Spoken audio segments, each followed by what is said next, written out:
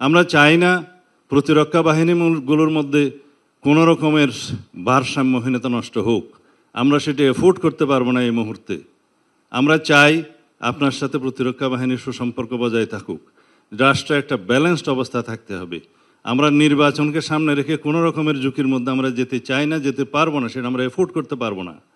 পতিত স্বৈরাচার এবং তাদের দোসর একটি দেশ এই সুযোগ নেওয়ার জন্য বসে থাকবে।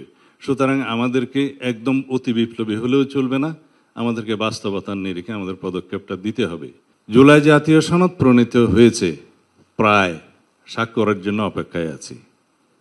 এখানে যে সমস্ত বিষয়ে নোট অফ ডিসেন্ট দেওয়া হয়েছে, সেই বিষয়গুলো নোট অফ ডিসেন্ট দেওয়ার জন্যই তো মাননীয় উপদেষ্টা আপনি ঐকমত্য কমিশনের সকল রাজনৈতিক দলের সাথে আলোচনা করেছেন।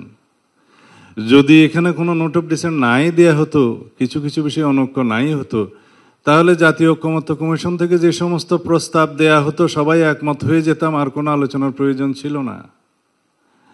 সমস্ত প্রস্তাবে যদি সবাই একমত হতো, আপনাদের আমরা, তাহলে দীর্ঘ এই 12 মাস পর্যন্ত আমাদের এই চর্চার প্রয়োজন হতো না মাননীয় উপদেষ্টা। আর সমস্ত প্রস্তাবগুলো যেগুলো আমার শ্রদ্ধেয় বদিউল আলম মজুমদার সাহেব দিয়েছেন আর কি, এগুলো সব কিতাবে মানায়, বাস্তবের সাথে সেটার অনেক কিছু মিল ছিল না, যেটা আলোচনায় দেখা গিয়েছে।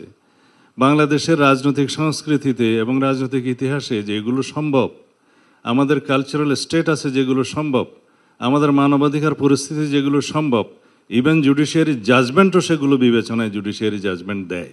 কারণ এটা ব্রিটিশ নয়, এটা আমেরিকা নয়, এটা বাংলাদেশ। এখানে আমাদের ধর্মীয় কালচারকে বিবেচনায় নিতে হয়, আমাদের সামাজিক কালচারকে বিবেচনায় নিতে হয়, আমাদের দীর্ঘদিনের চর্চিত রাজনৈতিক কালচারকে বিবেচনায় নিতে হয়।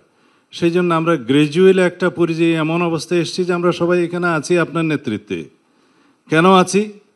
যে এমন একটা অ্যাটমসফিয়ার আপনি ক্রিয়েট করতে পেরেছেন, গণ অভ্যুত্থানের মধ্য দিয়ে ছাত্র জনতা রক্ত দিয়ে এটা ক্রিয়েট করতে পেরেছে, যে আজকে সকল রাজনৈতিক দল একটা সৌহার্দ্যপূর্ণ পরিবেশে অম্লমধুর আলোচনা করে একটা সিদ্ধান্তে আসতে পারে।